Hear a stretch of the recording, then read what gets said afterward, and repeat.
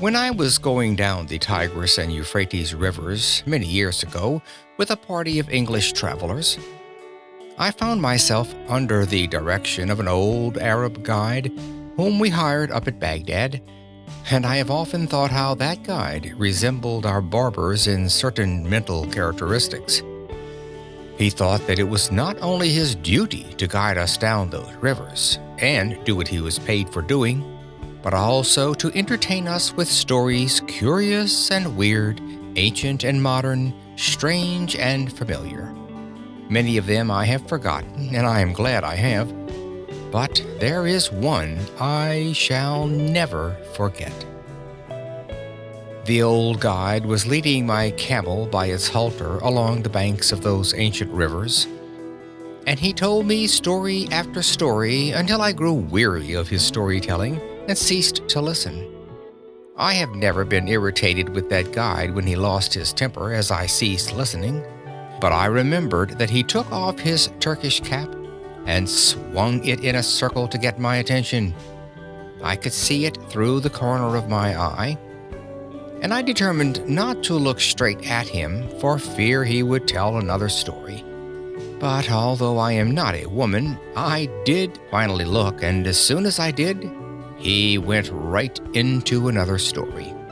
Said he, "I will tell you a story now, which I reserve for my particular friends." When he emphasized the words particular friends, I listened, and I have ever been glad I did. I really feel devoutly thankful that there are 1,674 young men who have been carried through college by this lecture, who are also glad that I did listen. The old guide told me that there once lived, not far from the river Indus, an ancient Persian by the name of Ali Hafed. He said that Ali Hafed owned a very large farm, that he had orchards, grain fields, and gardens, that he had money at interest and was a wealthy and contented man. He was contented because he was wealthy, and wealthy because he was contented. One day there visited that old Persian farmer one of these ancient Buddhist priests, one of the wise men of the East. He sat down by the fire and told the old farmer how this world of ours was made. He said that this world was once a mere bank of fog, and that the Almighty thrust his finger into this bank of fog and began slowly to move his finger around, increasing the speed until at last he whirled this bank of fog into a solid ball of fire. Then it went rolling through the universe, burning its way through other banks of fog, and condensed the moisture without until it fell in floods of rain upon its hot surface and cooled the outward crust. Then the internal fires bursting outward through the crust threw up the mountains and hills, the valleys, the plains and prairies of this wonderful world of ours. If this internal molten mass came bursting out and cooled very quickly, it became granite. Less quickly, copper. Less quickly, silver. Less quickly, gold. And after gold, diamonds were made. Said the old priest, "A diamond is a congealed drop of sunlight." Now, this is literally scientifically true, that a diamond is an actual deposit of carbon from the sun. The old priest told Ali Hafed that if he had one diamond the size of his thumb, he could purchase the country. And if he had a mine of diamonds, he could place his children upon thrones through the influence of their great wealth. Ali Hafed heard all about diamonds, how much they were worth, and went to his bed that night a poor man. He had not lost anything, but he was poor because he was discontented, and discontented because he feared he was poor. He said, "I want a mine of diamonds." And he lay awake all night. Early in the morning, he sought out the priest. I know by experience that a priest is very cross when awakened early in the morning, and when he shook that old priest out of his dreams, Ali Hafed said to him, "Will you tell me where I can find diamonds?" "Diamonds? What do you want with diamonds?" "Why, I wish to be immensely rich." "Well then, go along and find them. That is all you have to do. Go and find them, and then you will have them." "But I don't know where to go." "Well, if you will find a river that runs through white sands between high mountains, in those white sands you will always find diamonds." "I don't believe there is any such river." "Oh, yes, there are plenty of them. All you have to do is go and find them, and then you have them," said Ali Hafed. "I will go." So he sold his farm, collected his money, left his family in charge of a neighbor, and away he went in search of diamonds. He began his search very properly, to my mind, at the Mountains of the Moon. Afterwards he came around into Palestine, then wandered on into Europe, and at last, when his money was all spent and he was in rags, wretchedness, and poverty, he stood by the shore of that bay at Barcelona in Spain, when a great tidal wave came rolling in between the pillars of Hercules, and the poor, afflicted, suffering, dying man could not resist the awful temptation to cast himself into that incoming tide, and he sank beneath its foaming crest, never to rise in this life again. When that old guide had told me that awfully sad story, he stopped the camel I was riding on and went back to fix the baggage that was coming off another camel, and I had an opportunity to muse over his story while he was gone. I remember saying to myself, why did he reserve that story for his particular friends? There seemed to be no beginning, no middle, no end, nothing to it. That was the first story I had ever heard told in my life, and would be the first one I ever read in which the hero was killed in the first chapter. I had but one chapter of that story, and the hero was dead. When the guide came back and took up the halter of my camel, he went right ahead with the story into the second chapter, just as though there had been no break. The man who purchased Ali Hafed's farm one day led his camel into the garden to drink, and as that camel put its nose into the shallow water of that garden brook, Ali Hafed's successor noticed a curious flash of light from the white sands of the stream. He pulled out a black stone having an eye of light reflecting all the hues of the rainbow. He took the pebble into the house and put it on the mantel which covers the central fires, and forgot all about it. A few days later, this same old priest came in to visit Ali Hafed's successor, and the moment he opened that drawing room door, he saw that flash of light on the mantel, and he rushed up to it and shouted, "Here is a diamond! Has Ali Hafed returned?" "Oh no, Ali Hafed is not returned, and that is not a diamond. That is nothing but a stone we found right out here in our own garden." "But," said the priest, "I tell you I know a diamond when I see it. I know positively that is a diamond." Then together they rushed out into that old garden and stirred up the white sands with their fingers, and lo, there came up other, more beautiful and valuable gems than the first. "Thus," said the guide to me, and friends, it is historically true, "was discovered the diamond mine of Golconda, the most magnificent diamond mine in all the history of mankind, excelling the Kimberley itself. The Koh-i-Noor and the Orloff of the crown jewels of England and Russia, the largest on earth, came from that mine." When that old Arab guide told me the second chapter of his story, he then took off his Turkish cap and swung it around in the air again to get my attention to the moral. Those Arab guides have morals to their stories, although they are not always moral.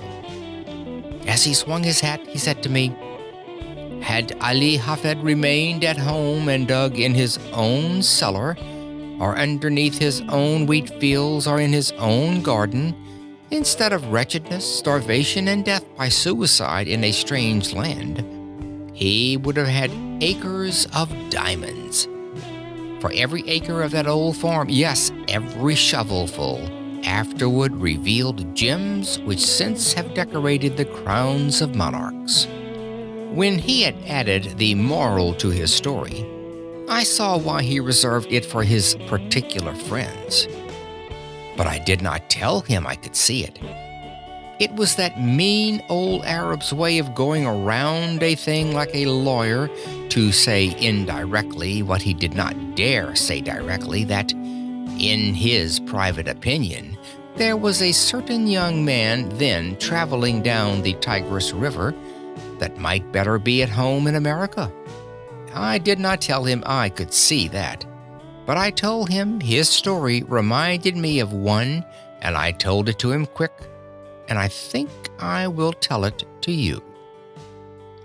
I told him of a man out in California in 1847 who owned a ranch. He heard they had discovered gold in Southern California, and so, with a passion for gold, he sold his ranch to Colonel Sutter, and away he went, never to come back. Colonel Sutter put a mill upon the stream that ran through that ranch, and one day his little girl brought some wet sand from the raceway into their home and sifted it through her fingers before the fire. And in that falling sand, a visitor saw the first shining scales of real gold that were ever discovered in California. The man who owned that ranch wanted gold, and he could have secured it for the mere taking. Indeed, $38 million have been taken out of very few acres since then. About 8 years ago, I delivered this lecture in a city that stands on that farm, and they told me that a one-third owner for years and years has been getting $120 in gold every 15 minutes, sleeping or waking, without taxation. You and I would enjoy an income like that if we didn't have to pay an income tax. But a better illustration really than that occurred here in our own Pennsylvania. If there is anything I enjoy above another on the platform, it is to get one of these German audiences in Pennsylvania before me and fire that at them, and I enjoy it tonight. There was a man living in Pennsylvania, not unlike some Pennsylvanians you have seen, who owned a farm, and he did with that farm just what I would do with a farm if I owned one in Pennsylvania. He sold it. But before he sold it, he decided to secure employment collecting coal oil for his cousin, who was in the business in Canada, where they first discovered oil on this continent. They dipped it from the running streams at that early time. So this Pennsylvania farmer wrote to his cousin asking for employment. You see, friends, this farmer was not altogether a foolish man. No, he was not.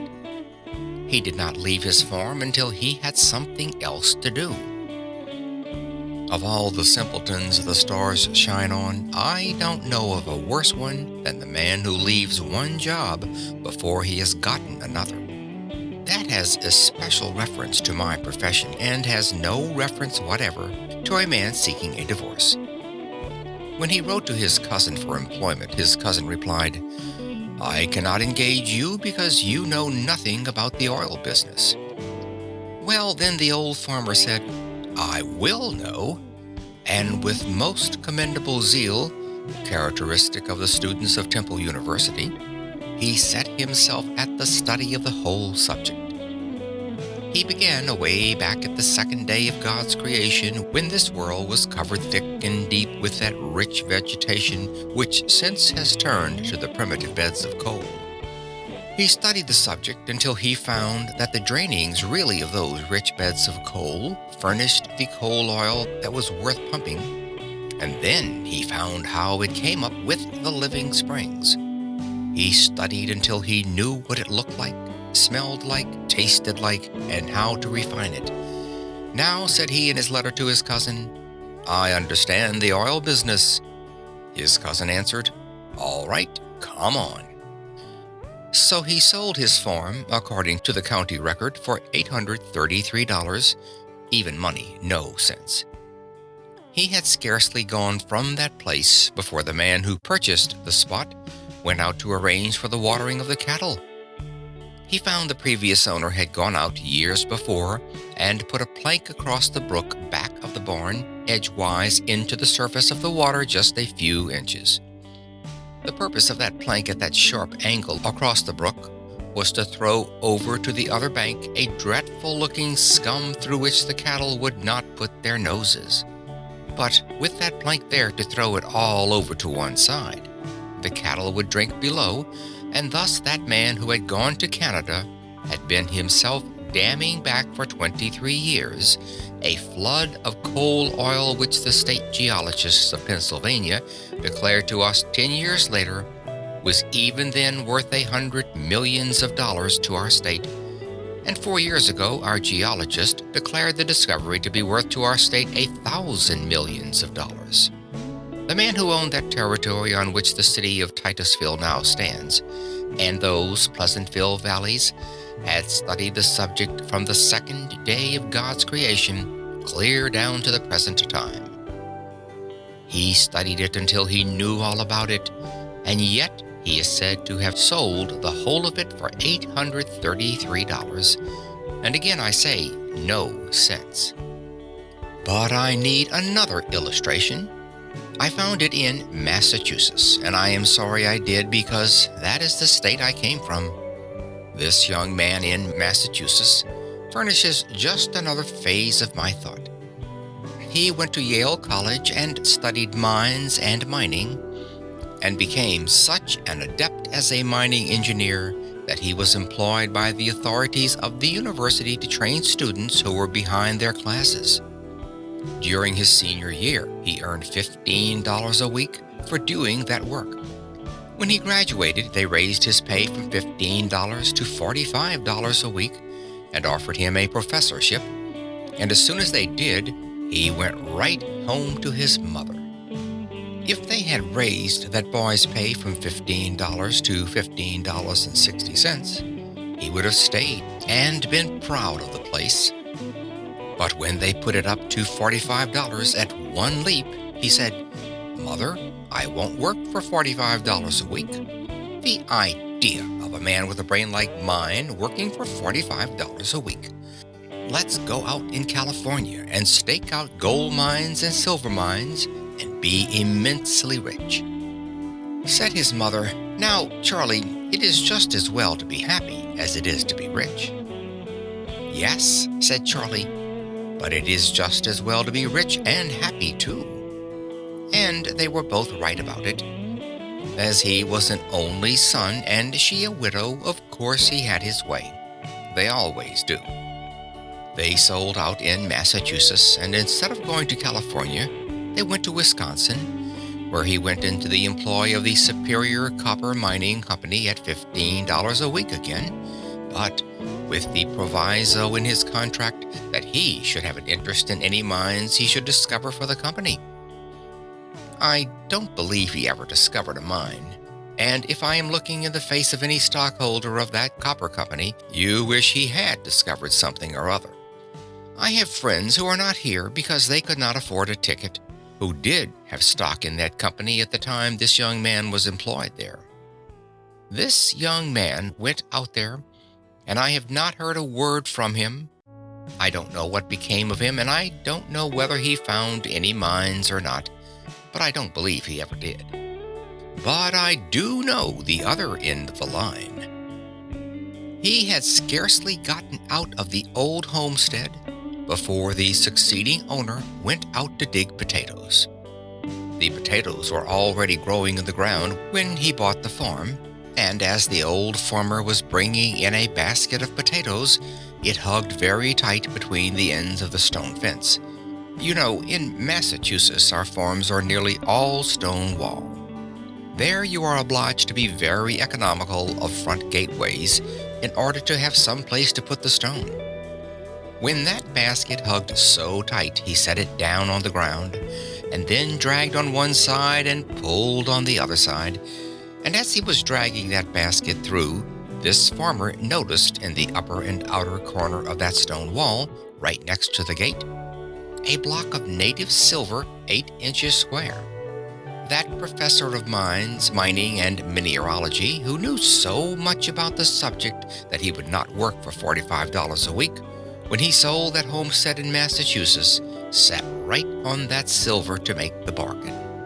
He was born on that homestead, was brought up there, and had gone back and forth rubbing the stone with his sleeve until it reflected his countenance and seemed to say, "Here is $100,000 right down here just for the taking."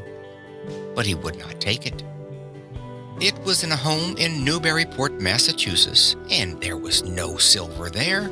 All a way off. Well, I don't know where, and he did not, but somewhere else. And he was a professor of mineralogy. My friends, that mistake is very universally made. And why should we even smile at him? I often wonder what has become of him. I do not know it all, but I will tell you what I guess as a Yankee. I guess that he sits out there by his fireside tonight with his friends gathered around him, and he is saying to them something like this. "Do you know that man Conwell who lives in Philadelphia?" "Oh, yes, I have heard of him." "Do you know that man Jones that lives in Philadelphia?" "Yes, I have heard of him too." Then he begins to laugh and shakes his sides and says to his friends, "Well, they have done just the same thing I did, precisely." And that spoils the whole joke, for you and I have done the same thing he did. And while we sit here and laugh at him, he has a better right to sit out there and laugh at us. I know I have made the same mistakes, but of course that does not make any difference, because we don't expect the same man to preach and practice too. As I come here tonight and look around this audience, I am seeing again what through these 50 years I have continually seen. Men that are making precisely that same mistake. I often wish I could see the younger people, and would that the academy had been filled tonight with our high school scholars and our grammar school scholars, that I could have them to talk to. While I would have preferred such an audience as that, because they are most susceptible, as they have not grown up into their prejudices as we have, they have not gotten into any custom that they cannot break, they have not met with any failures as we have, and while I could perhaps do such an audience as that more good than I can do grown-up people, yet I will do the best I can with the material I have. I say to you that you have acres of diamonds in Philadelphia right where you now live. Oh, but you say, you cannot know much about our city if you think there are any acres of diamonds here. I was greatly interested in that account in the newspaper of the young man who found that diamond in North Carolina. It was one of the purest diamonds that has ever been discovered, and it has several predecessors near the same locality. I went to a distinguished professor in mineralogy and asked him where he thought those diamonds came from. The professor secured the map of the geologic formations of our continent and traced it. He said it went either through the underlying carboniferous strata adapted for such production westward through Ohio and the Mississippi, or in more probability came eastward through Virginia and up the shore of the Atlantic Ocean. It is a fact that the diamonds were there, for they have been discovered and sold, and that they were carried down there during the drift period from some northern locality. Now who can say but some person going down with his drill in Philadelphia will find some trace of a diamond mine yet down here? Oh, friends, you cannot say that you are not over one of the greatest diamond mines in the world, for such a diamond as that only comes from the most profitable mines that are found on Earth. But it serves simply to illustrate my thought, which I emphasize by saying if you do not have the actual diamond mines, literally, you have all that they would be good for to you. Because now that the Queen of England has given the greatest compliment ever conferred upon American women for her attire because she did not appear with any jewels at all at the late reception in England, it has almost done away with the use of diamonds anyhow. All you would care for would be the few you would wear if you wish to be modest, and the rest you would sell for money. Now then, I say again that the opportunity to get rich, to attain unto great wealth, is here in Philadelphia now, within the reach of almost every man and woman who hears me speak tonight. And I mean just what I say. I have not come to this platform, even under these circumstances, to recite something to you. I have come to tell you what in God's sight I believe to be the truth. And if the years of life have been of any value to me in the attainment of common sense, I know I am right. That the men and women sitting here, who found it difficult perhaps to buy a ticket to this lecture or gathering tonight, have within their reach acres of diamonds, opportunities to get largely wealthy. There never was a place on earth more adapted than the city of Philadelphia today, and never in the history of the world did a poor man without capital have such an opportunity to get rich quickly and honestly as he has now in our city. I say it is the truth, and I want you to accept it as such, for if you think I have come to simply recite something, then I would better not be here. I have no time to waste in any such talk, but to say things I believe, and unless some of you get richer for what I am saying tonight, my time is wasted. I say that you ought to get rich, and it is your duty to get rich.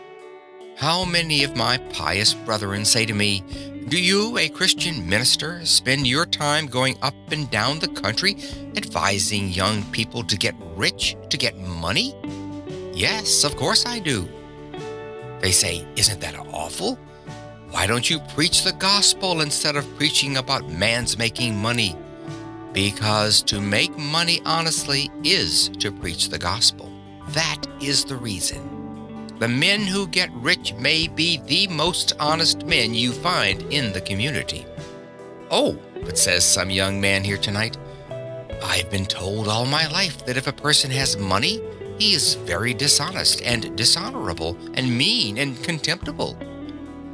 My friend, that is the reason why you have none, because you have that idea of people.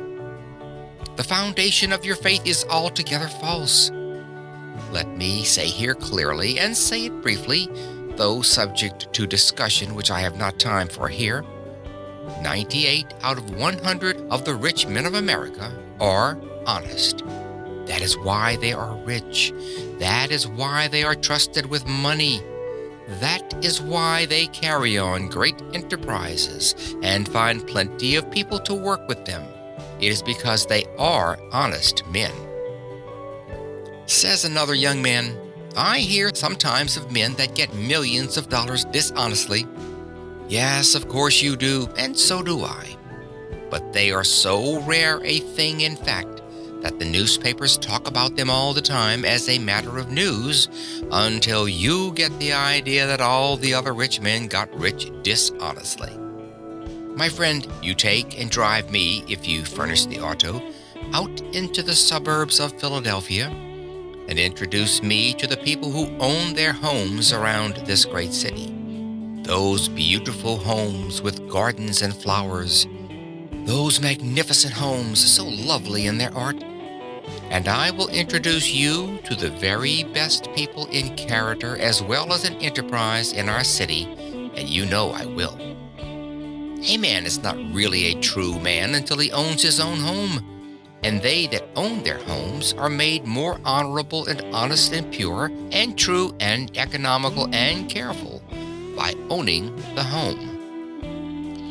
For a man to have money, even in large sums, is not an inconsistent thing. We preach against covetousness, and you know we do in the pulpit, and oftentimes preach against it so long and use the terms about filthy lucre so extremely that Christians get the idea that when we stand in the pulpit, we believe it is wicked for any man to have money until the collection basket goes around. And then we almost swear at the people because they don't give more money. Oh, the inconsistency of such doctrines as that. Money is power, and you ought to be reasonably ambitious to have it. You ought because you can do more good with it than you could without it. Money printed your Bible. Money builds your churches. Money sends your missionaries, and money pays your preachers, and you would not have many of them either if you did not pay them. I am always willing that my church should raise my salary, because the church that pays the largest salary always raises it the easiest. You never knew an exception to it in your life. The man who gets the largest salary can do the most good with the power that is furnished to him. Of course he can, if his spirit be right to use it for what it is given to him. I say then, you ought to have money. If you can honestly attain unto riches in Philadelphia, it is your Christian and godly duty to do so.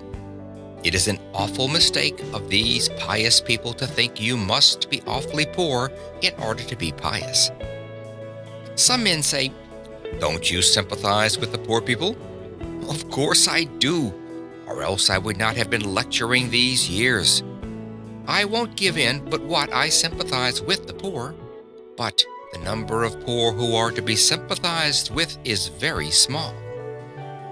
To sympathize with a man whom God has punished for his sins, thus to help him when God would still continue a just punishment, is to do wrong, no doubt about it. And we do that more than we help those who are deserving. While we should sympathize with God's poor, that is, those who cannot help themselves, let us remember there is not a poor person in the United States who was not made poor by his own shortcomings or by the shortcomings of someone else. It is all wrong to be poor anyhow. Let us give in to that argument and pass that to one side. A gentleman gets up back there and says, "Don't you think there are some things in the world that are better than money?" Of course I do, but I am talking about money now. Of course there are some things higher than money. Oh yes, I know by the grave that has left me standing alone that there are some things in the world that are higher and sweeter and purer than money. Well do I know there are some things higher and grander than gold. Love is the grandest thing on God's earth, but fortunate the lover who has plenty of money. Money is power. Money is force. Money will do good as well as harm. In the hands of good men and women, it could accomplish, and it has accomplished, good. I hate to leave that behind me. I heard a man get up in a prayer meeting in our city and thank the Lord he was one of God's poor. Well, I wonder what his wife thinks about that. She earns all the money that comes into that house, and he smokes a part of that on the veranda. I don't want to see any more of the Lord's poor of that kind, and I don't believe the Lord does. And yet there are some people who think that in order to be pious you must be awfully poor and awfully dirty. That does not follow at all. While we sympathize with the poor, let us not teach a doctrine like that.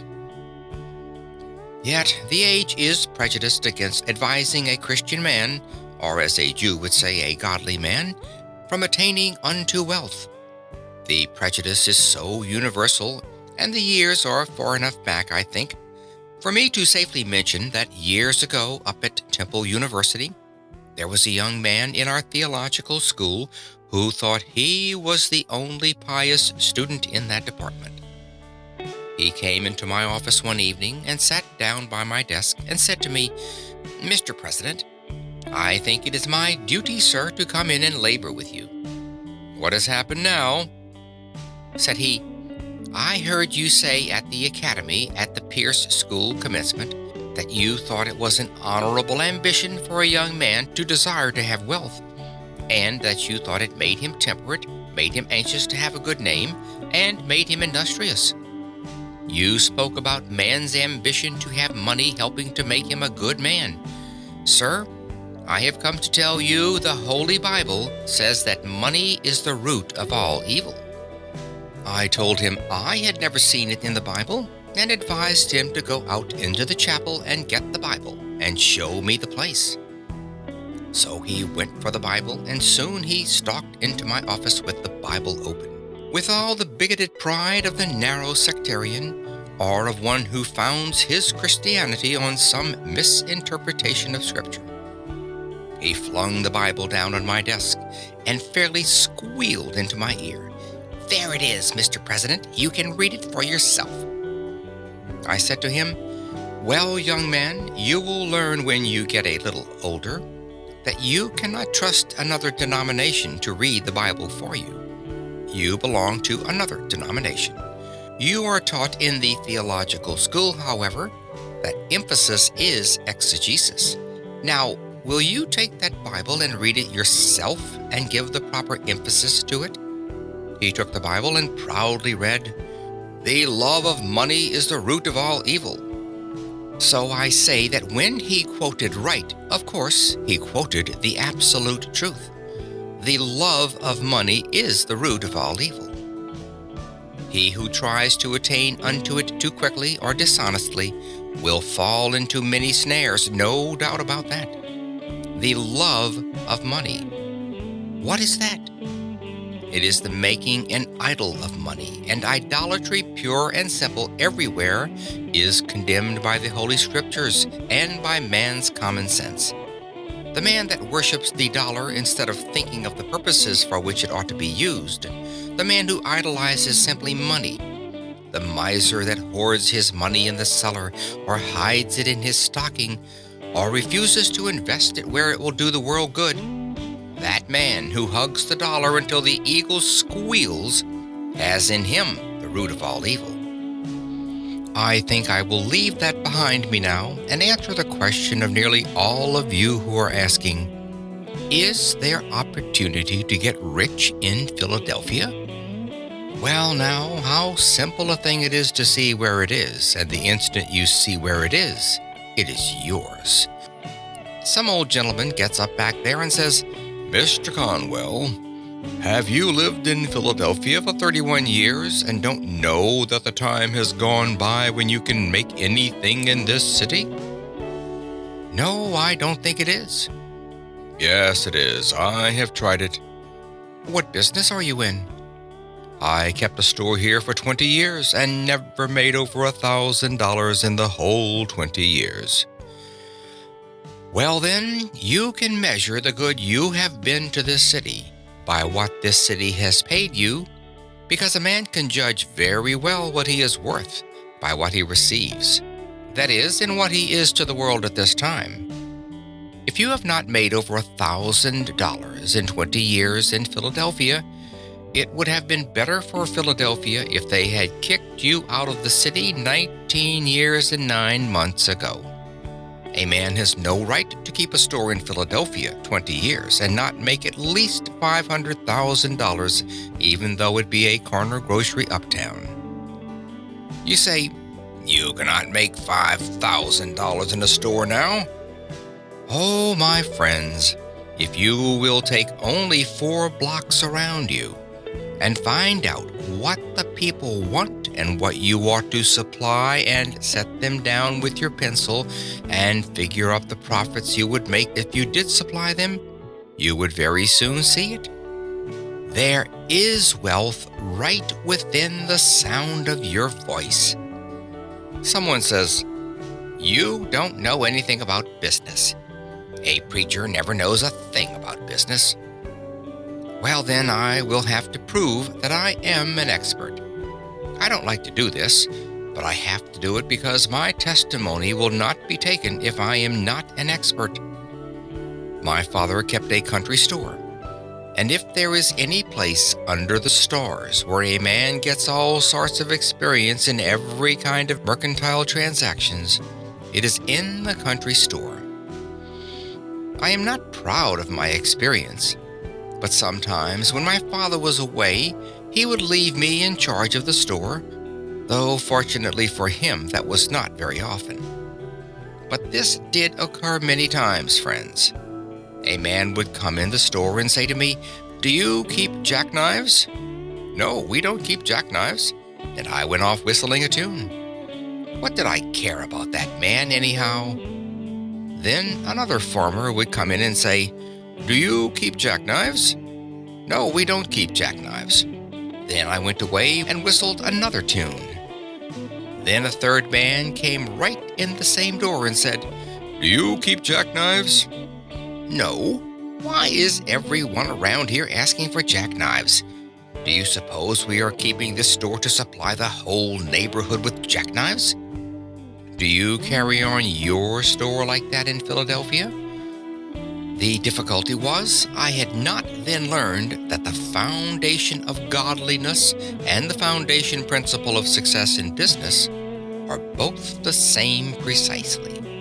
The man who says, "I cannot carry my religion into business," advertises himself either as being an imbecile in business, or on the road to bankruptcy, or a thief.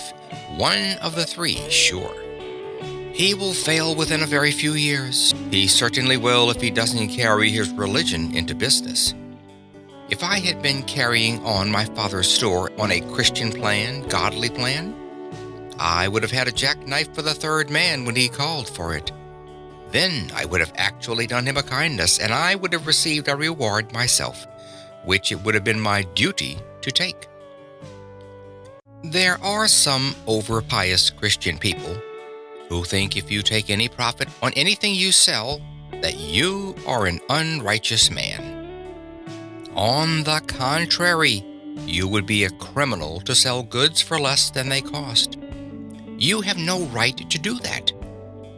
You cannot trust a man with your money who cannot take care of his own. You cannot trust a man in your family that is not true to his own wife. You cannot trust a man in the world who does not begin with his own heart, his own character, and his own life. It would have been my duty to have furnished a jackknife to the third man, or the second, and to have sold it to him and actually profited myself. I have no more right to sell goods without making a profit on them than I have to overcharge him dishonestly beyond what they are worth. But I should so sell each bill of goods that the person to whom I sell shall make as much as I make. To live and let live is the principle of the gospel, and the principle of everyday common sense. Oh, young man, hear me. Live as you go along. Do not wait until you have reached my years before you begin to enjoy anything of this life. If I had the millions back, or 50 cents of it, which I have tried to earn in these years, it would not do me anything like the good that it does me now in this almost sacred presence tonight. Oh yes, I am paid over and over 100-fold tonight for dividing as I have tried to do in some measure as I went along through the years. I ought not to speak that way. It sounds egotistic, but I am old enough now to be excused for that. I should have helped my fellow men, which I have tried to do, and everyone should try to do, and get the happiness of it.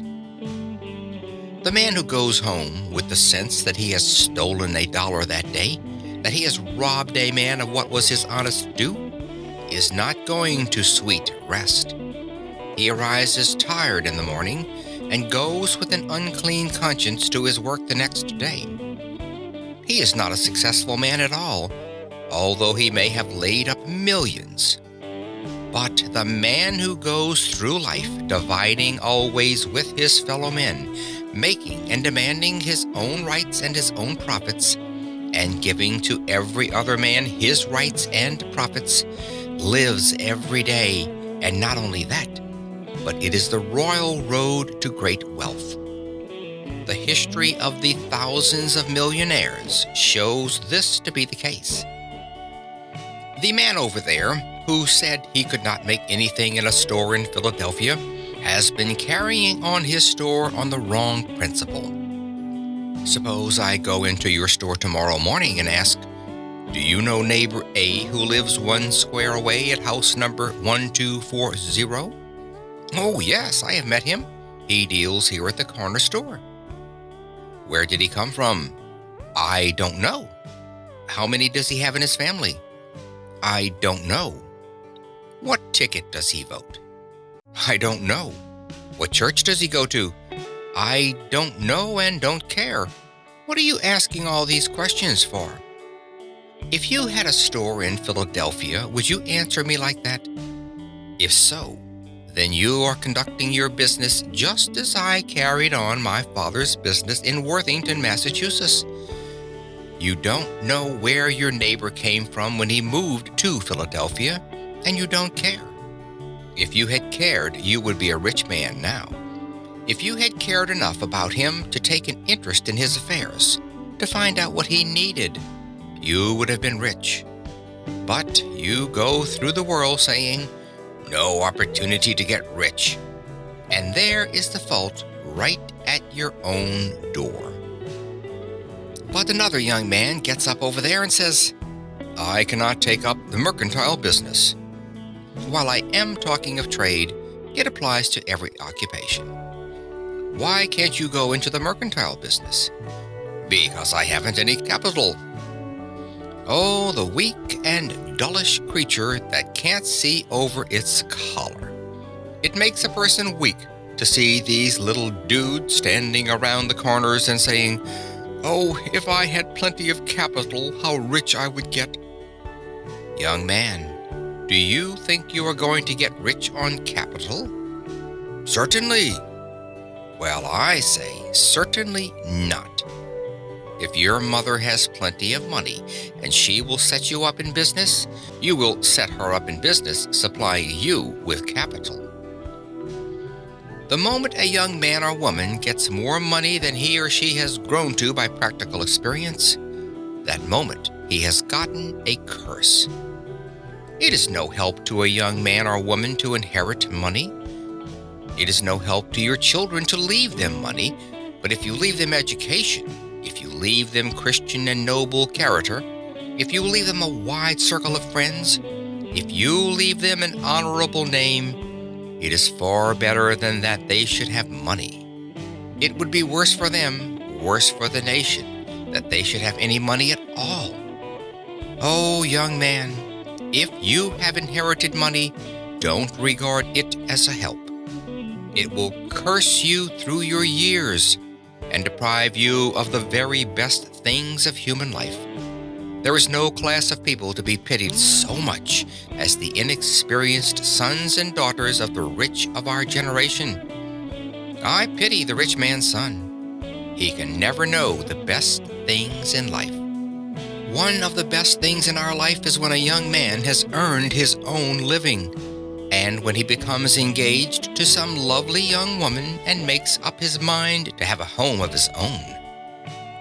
Then, with that same love, comes also that divine inspiration toward better things, and he begins to save his money.